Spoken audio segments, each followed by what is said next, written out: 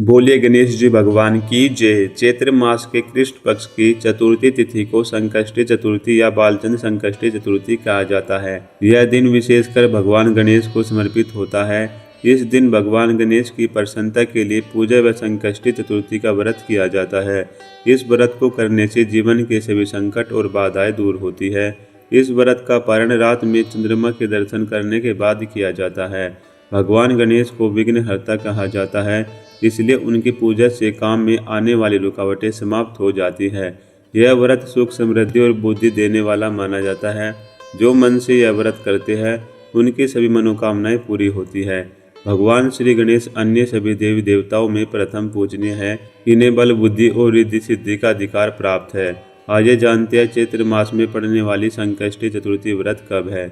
शुभ मुहूर्त व ब्रह्म मुहूर्त क्या रहेगा, सूर्योदय और सूर्यास्त कब से कब तक होगा, पूजा विधि क्या रहेगी और चंद्र उदय का समय क्या रहेगा, आइए जानते हैं। वैशाख मास की कृष्ण पक्ष की चतुर्थी तिथि प्रारंभ होगी 5 अप्रैल रविवार को सुबह 11:59 पर। चतुर्थी तिथि समाप्त होगी 6 अप्रैल सोमवार को दोपहर 2:10 पर।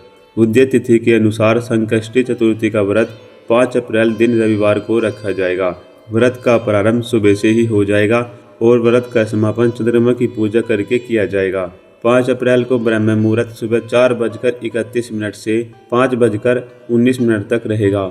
सूर्योदय होगा सुबह 6:08 पर और सूर्यास्त होगा शाम 6:40 पर और राहुकाल समय रहेगा शाम 4:30 बजे से 6 बजे तक।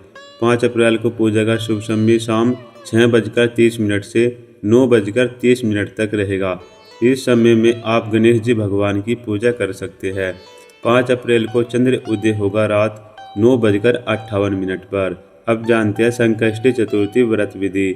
संकष्टी चतुर्थी के दिन प्रातःकाल स्नान करके शुद्ध साफ और लाल या पीले रंग के वस्त्र पहने भगवान गणेश और चौथ माता की विधि विधान से पूजा करें। पूजा में भगवान गणेश को उनके प्रिय चीज जैसे मोदक, लड्डू, दुर्वा घास, पान, सुपारी, इलायची अवश्य चढ़ाए। श्री गणेश भगवान के मंत्रों का जाप करें। श्री गणेश चालीसा का पाठ करें। संकष्टी चतुर्थी कथा का श्रवण करें अथवा सुने और बाद में आरती करके गणेश भगवान से पूजा में हुई गलती के लिए क्षमा मांगे। दिन भर व्रत रख शाम को चंद्रमा को अर्घ्य देकर व्रत का समापन करें। व्रत में अन्न और नमक का सेवन नहीं किया जाता, इसलिए इस दिन आप फलाहार में ड्राई फ्रूट, शकरकंदी, आलू या फलों का सेवन करें। चतुर्थी के व्रत का पारण अगले दिन सूर्योदय के बाद सात्विक भोजन ग्रहण करके किया जाता है। आशा करते हैं आपको यह जानकारी अच्छी लगी होगी। कृपया हमारे व्रत विधि ज्ञान चैनल को सब्सक्राइब कर लीजिए।